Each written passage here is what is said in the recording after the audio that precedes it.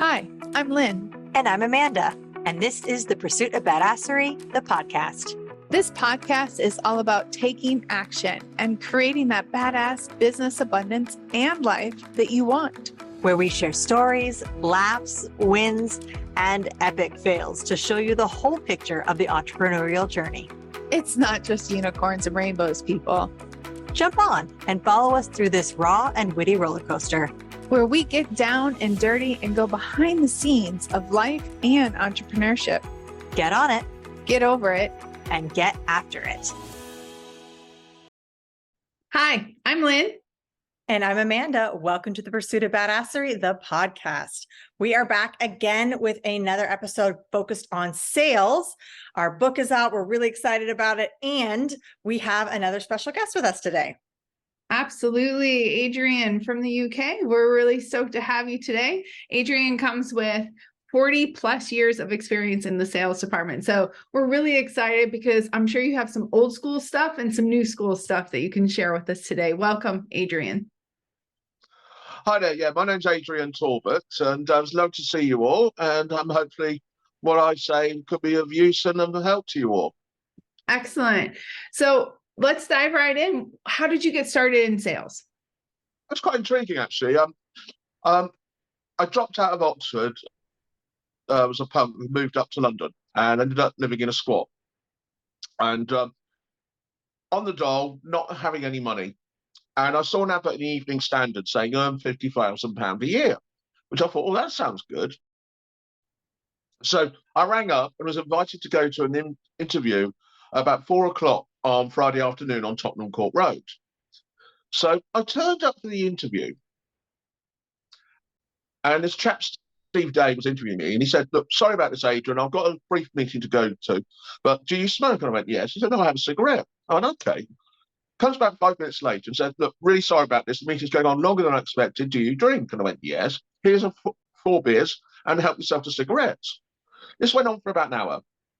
He then came back and said, look, really sorry. We're going into another meeting. Do you like whiskey? I went, yeah, okay. So he gives me a bottle of whiskey. He says, help yourself. We're back to you as soon as possible. Hour and a half later, I'm pretty paralytic by then. And he comes up and said, you're Adrian, aren't you? I said, yeah. You come for the interview? I went, yes. He said, well, you like drinking and smoking. Do you want to start on Monday? I went, oh, all right then. And he said, we've had a really good week this week, and we're going to celebrate. We'll buy you drinks all night. So I went, oh, great. Staggering down Tottenham Court Road about 12 o'clock at night, thinking, I've got a job. Turns out what I was selling on was this thing called UK Tourist War Planner. It was a boiler room place. So I was given bit of training on selling on it and so on. And I remember it's on my second or third week there. I was pitching this guy, and Steve turned around and said, close him. And I turned around to the guy and said, excuse me, I believe I'm supposed to close you now. And the guy went, what? Anyway, Steve, after another week or so, he turned around and said, look, you're not cutting the mustard here. I'm afraid I'm going to have to let you go. But I said, okay. And he said, but before he went, he said, look, I'm going to call someone else. And he called this other guy called John Burford. He said, I've got this guy here. He didn't fit in with us, but I think there's something special about him, worth your while taking him on. So I then moved to this other company, again, a bit of a boiler house operation, but where it was different was selling yearbooks on a B2B level. And that's where I met Ian. And first publication I worked on was called Garden Centre International. So what I discovered quite rapidly while selling on it was by listening to the person I was trying to sell to, I'll get more information about the industry, and then I could pass that information on to subsequent people after that. And I became very, very successful. And one of the things I found there, because it's all commission only, there was these people there who were saying, I'll always sell the big positions, the big ticket numbers, and they'd be. But however, there was this other guy there called Phil Childs, who was every single month was the salesman of the month. And he kept to himself, but I managed to get talking to him. And he said to me, he said, the reason why I'm the salesman of the month, I sell what the client wants. I'm not trying to force them down to doing the big picture. If they just want a quarter page advert, I will sell them a quarter page advert. If they want a full page, I'll sell them a full page, and left it like that. And that was a massive learning curve for me on the sales, especially on commission only.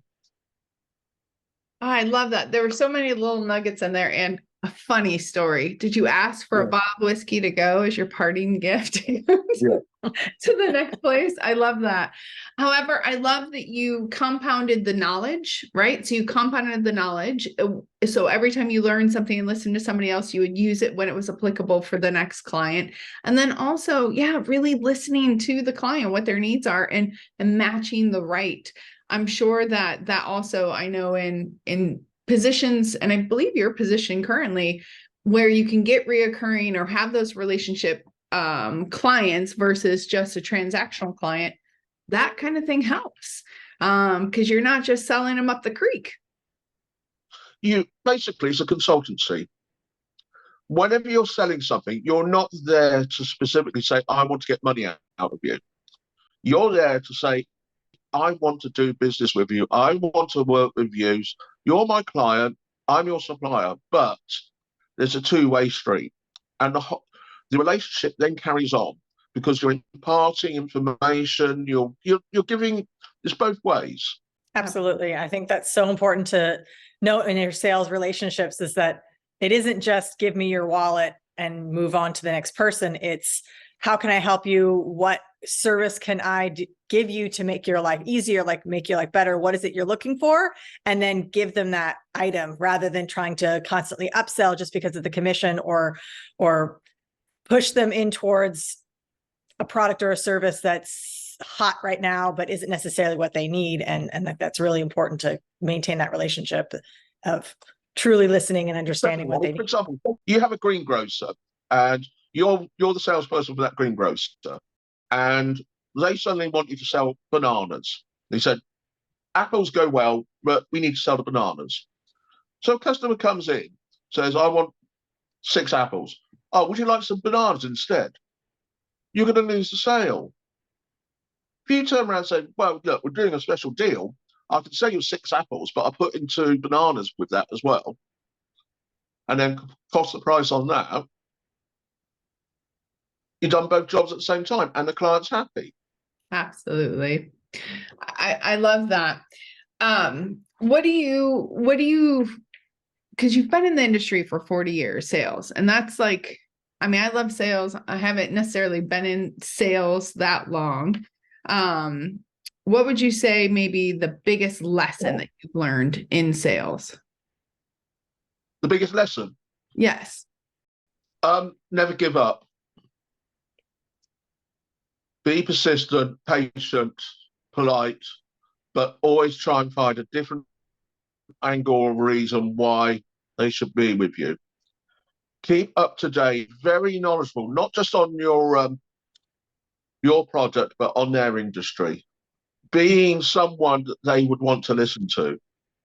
Yeah, positioning yourself as the expert, absolutely.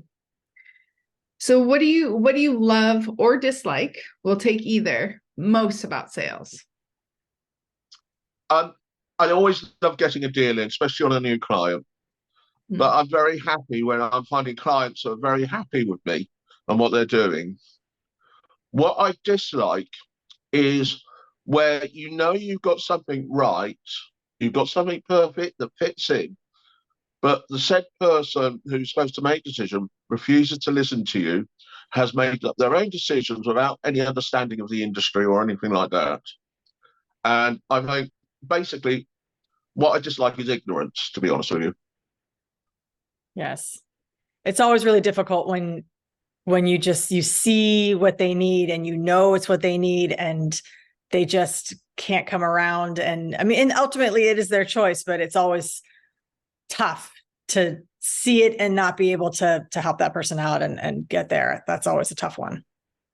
I think this has become more notable since COVID. More and more people working from home now, but especially a lot of people now are frightened having a face-to-face or voice conversation, and they want to purely do it by email. And I'm afraid an email can't sell. It can't explain. You can't have a conversation with an email. And they can make their own perceptions without even thinking about it. And the other thing as well as an email is, in a way, is quite a rude way of communicating. It's not personal. It's not informative or anything. It's just saying, here's this, take this or not, and that's it. Yeah, it is. It's definitely the easy way out to try to just shoot a text, shoot an email, rather than having an actual personal conversation and relationship. Only good thing about an email is a backup information. And I'll be honest with you, there's been quite a few times over the years where I've had a potential client to me who said, oh, just send me an email. So I think about it. I sometimes put it to the back of the day and I think, is it worthwhile? Yes or no? No. I'll call back in a couple of weeks' time and say, right, you asked me to send an email. Oh, we're not doing it. Oh, could you tell me exactly in that email what you weren't interested in? And they won't, well, I'm not sure. I said, well, I never sent you the email. So now let's have a proper conversation. Wow, that's gutsy. Woo. Calling them out. Love it. You have to make them realize that I'm here to help you, but there's no way I can do it just purely by an email. By conversation, you can actually find out that no, they're not relevant. You might have thought they were, but you say, well, actually, you're right. And the best way to do it is, yeah, I think you're probably right. We're far too expensive for you. If you turn around to someone and say, we're far too expensive for you, they're going to go, oh, hold on a second. Maybe we could relook at this. I've done that once or twice, not necessarily in that terms, but definitely have come back to say, listen, I'm out of your budget currently, or whatever that is. And they have kind of like took a step back and said, let me think about that. And sometimes it works in my favor. And I think even the times that they didn't convert, it worked in my favor because maybe that wasn't a client that I would have liked to work with. So I love that you said that. Yeah, that's important. It's so important too when you're in the sales industry to understand that is a two-way street, that you're selling to them, but they're also your client. So the relationship that you have, I'm not saying it necessarily is reciprocal in all ways, but if you hate them and they're not really benefiting from your product and they're feeling like you've swindled them into a sale and they're not ready, there's all sorts of negatives there that you need to address and can be addressed by a personal interface and actually getting to know what they need and how they need, whether or not you're the right fit for them as well as them for you. Absolutely. There's also the other thing as well. You've got to perceive the person you're approaching is not sitting there waiting for you to call them. Mm-hmm. You might call them out of the blue. There could be numerous things that are happening at that time in their head.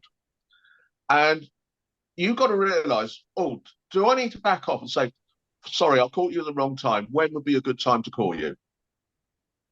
Especially if you call someone on the mobile, I do like to say, hi, it's Adrian here. Is this a good time to talk to you? It holds, it makes it easier for them. If they say no, fine, when shall I call you back? Get the opportunity where you can have a proper conversation. I love that you said that, Adrian, because I'm that person who will ask, is this a good time? Or did I catch it? Do you have time to chat or whatever it is? And I've recently, with all of these new sales gurus that are out there and all these different things, and I was watching, I love getting lost in some YouTube because I'd love to hear other people's opinion about sales and their own techniques, etc. And this one guy was like completely against it. He's like, no, you go in for the kill. And I was like, okay, I see the type of behavior he is. That doesn't fit well with me. I'm still sticking with the asking, is this a good time? Is this because I'm more about the relationship building and what's right for both of us, not just I'm in it for myself. So I love that you said that. Yeah, it is. I mean, you want to come from a position of strength, but you don't want to browbeat them into something, and they're never going to take your phone call again. Absolutely. So one of the best things I also say when I'm opening someone is, I know you're very busy, so am I. Just want to know, is my audience, house builders, developers in my case, of business interest to you? It's very quick to find out. If they say no, why? And then you can find out, oh, right, you are not the right fit. If they say yes, then you can carry on. But you may as well find out right from the beginning if you are speaking, one, to the right person, and also Mhm. The area that you're trying to promote to them or sell to them is right for them. And it saves you time, basically. Absolutely.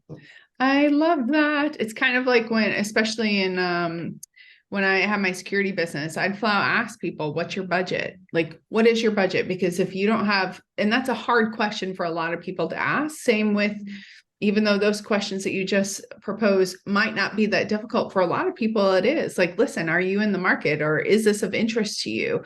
And I think getting that out of the way is important, to ask those hard questions and move forward from it. The more you can, you start saying, yes, they are. I said, oh, right. Did you know this, this, and this? Because obviously I've been listening to other clients. I said, oh, well, I've been speaking to your competitor about this, and this is what they said. Suddenly they might be listening up. And you can suddenly tell when you're going through a pitch that the person's body movement is they're sitting up and listening.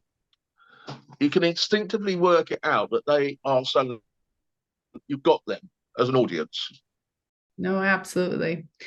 Oh, this has been super informative. We always love to ask, like, is there any last piece of advice that you feel that you haven't given that you would love to give? Most important one I say to anyone is listen. Always listen. If you listen to someone, you'll find out information from them, what they like, what their interests are, what their issues are, how you can give that solution to them. I think the best way to point it is because people like talking about themselves. If you go to a party and you're stuck in a corner and there's this bloke for 3 hours talking to you about himself, you're going to go away that evening saying, I've had the worst night of my life. He's going to go away and say, I've had the best night of my life. People love talking about themselves. Too many salespeople think it's you talking. It's not. It's you listening. Absolutely. I'm chuckling because it sounds like Amanda and I had a podcast interview last night, and a lot of the examples that she gave sounded like dating in today's world. And that kind of sounds like some of the dates that maybe we've been on in today's world, where the other person talks only about themselves. So Yeah. you walk away disappointed, and that person walks away like, I killed it. Yeah. It is so much about relationships, persons. The thing is, we've got to assume your potential client, prospect, and so on is a human being. And the more information you get about them, say they just had a baby daughter, if you log that information on, when you call them 5 months later, how's your daughter now? Football teams, every single bit of information about them. If you store that, and if you use CRM systems and have to log it down if you can't remember, it's valuable information. Because if someone called me and said, oh, is your son, how's he now at university? I'm suddenly a lot more warmer and open to it. Absolutely. And I love that you brought up the CRMs. Back in the old days, I used to have just the 3x5 card box, and I would keep all of my, I loved that. I'm an old school textile person, but now it's all in CRMs, but that's so true. And when I was doing it, for the franchises, when we were selling franchises, I would keep it all in my Google Forms and in my Google, because everything was right there in the calendar. So I love that you said that, keeping track of those little nuances, those little notes, so important. Have you heard the film Glengarry, Glen Ross? Yes. It's a brilliant sales film to watch. It's got Jack Lemmon, and it's also got Al Pacino in it. And it's effectively boiler room scenario where they're trying to sell aluminium siding, and they're getting all these leads, and Jack Lemmon keeps on saying these leads are rubbish. They're the same ones we've given again and again. But Al Pacino breaks the sales records all the time. At the end of the film, you find out the reason why. Because Al Pacino, he goes into the bars and he starts chatting to people, and he finds out they're looking to do their homework. Oh, have you ever thought about aluminium sidings and so on, these kind of things? And he was creating his own information, but he was listening to them in the bar and then approaching them on a normal sales call. It's a sales film that I recommend anyone watches. I will be adding that to my docket. All right. And it's so important, I think, when, for instance, I used to work for a big hotel chain, and their whole thing was on the wow factor that you create. And all it was like they didn't even realize it at the time. I didn't even realize it at the time. Their whole process was based on finding more about the person so that you can serve them better. So finding out that they have a daughter, finding out that they want to speak to their husband who's in a different time zone, finding all these little bits of information down. And you were supposed to, as just any employee, even if it's somebody cleaning the toilet or somebody who's greeting them, had to write down in there, like everybody had like a dossier on each person who stayed at the hotel. And at the time I thought it was super intrusive, but the point of it was so that you could better serve them. Oh, your husband works in different time zone. I'm going to set up this clock that just has their time zone on it. And it was a way to connect and to create this really personal connection that sold everybody on that chain. I mean, they became sort of the epitome of service, the service industry, because they went above and beyond to learn about the person and to continue that conversation, even if it was months later that they attended and stayed at that facility. It sold people on the idea of staying there because they felt like they were welcome. They felt like they were understood. They felt like they were heard, and that people actually cared about what was going on in their lives, and it softened them up to the extremely high price point. But I think that's one of the things that I really took away from that particular position was that the idea of service when you're in a sales position. It's so important to soften up and to create connections. I totally agree with you, Amanda. I mean, the thing is, no matter how many times you've dealt with that person before, you don't go in for the kill straight away when you first contact them. You ask about them, you find out what's going on and stuff like that. You're building it up. And the other side to it as well is no matter, even if they're totally familiar what your product is, what your services are, what you do, refresh them again about what you do. So you're going through the whole thing, talking to them, conversing, finding out their issues, reminding them about what they, said in the past, the stuff they've had. Remind them about what you do before you even then go in for the close and everything. Absolutely. Oh, so many nuggets here, Adrian, but we are at time, so we definitely want to be respectful of your time and our audience's time. Yes, this is wonderful. Tell us, I mean, I know that you've worked for a few different companies, but if you want to take a moment and talk about and just plug where people can find you and your company. I deal with the UK house building sector. So like people like Barratt's, Barclays, all those kind of people. I run the biggest event by far for the house builders, the What House Awards. It's the only awards house builders pay to enter. Last November, we had over 1,700 key decision makers. I've been dealing with this industry over 30 years. I know a lot of them personally. And Show House magazine, which I run, which I helped launch 28 years ago, is effectively their Bible. If you go and see any house builder, you'll find our magazine on their desk. If you wish to know about how to deal with house builders, how to sell to them, how to brand yourself, how to work with them, I'm your person. Love that. And of course, we will include in our show notes any information on how to reach out and connect. And it was excellent having you on the show today. Thank you so much for imparting all your wisdom and years of experience. I know I've definitely taken away a few things today. Absolutely, Adrian. Thank you so much. We'll put everything in the show notes. And until next time, everybody, get after it. All right, everyone. It's not enough to just listen. Now you've got to put it into action. We are so excited to see what you do next.